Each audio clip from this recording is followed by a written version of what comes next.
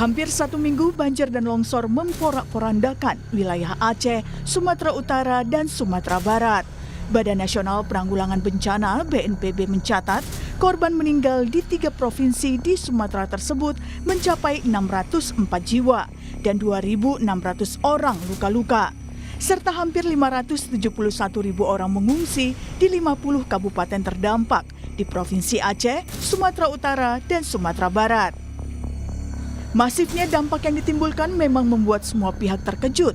Gubernur Aceh Muzakir Manaf bahkan menangis saat memberikan gambaran terkini penanggulangan bencana banjir dan longsor yang melanda Aceh. Muzakir bilang banjir dan longsor yang menerjang Aceh ibarat tsunami kedua yang memporak-porandakan pemukiman hingga menghilangkan sejumlah kampung. Jadi Aceh sekarang tsunami kedua. Jadi ini buat kita.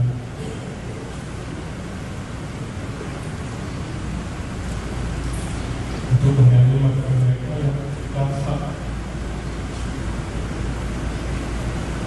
korban.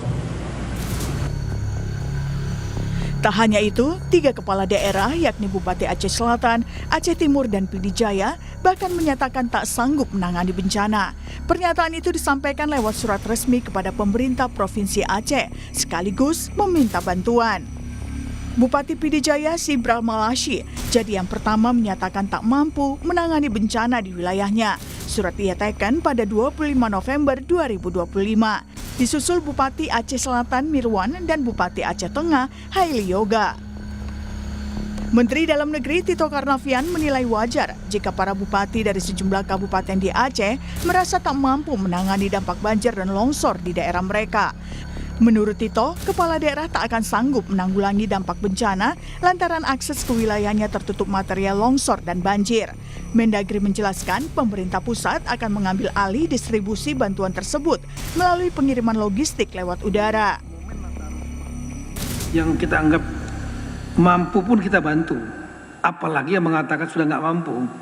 Dan memang kita melihat wajar dia mengatakan nggak mampu, karena daerah yang tersulit, dia dari mana mau dapat makanan, logistik, kalau bukan minta bantuan kepada pemerintah yang di atasnya.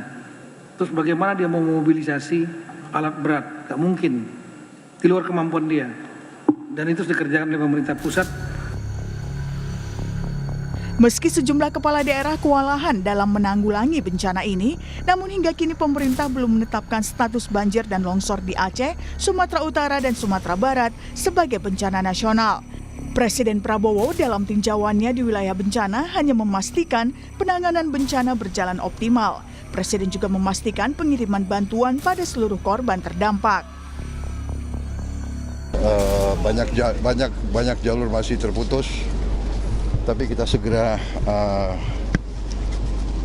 melakukan segala upaya untuk mengatasi kesulitan-kesulitan yang dialami. Kita hadapi musibah dengan tabah dan dengan solidaritas. Semuanya kompak kita atasi. Ya. Negara kita kuat sekarang, mampu untuk mengatasi. Ya. Lalu, siapa sebenarnya yang berhak menilai satu bencana sebagai bencana nasional? Berdasarkan Undang-Undang Nomor 24 Tahun 2007 tentang Penanggulangan Bencana, Pasal 51 menjelaskannya. Dalam poin 1 disebutkan, penetapan status darurat bencana dilaksanakan oleh pemerintah sesuai dengan skala bencana. Dan di poin 2 disebutkan, penetapan sebagaimana dimaksud pada ayat 1 untuk skala nasional dilakukan oleh Presiden, skala provinsi dilakukan oleh gubernur, dan skala kabupaten atau kota dilakukan oleh bupati atau wali kota. Tim Liputan, Kompas TV.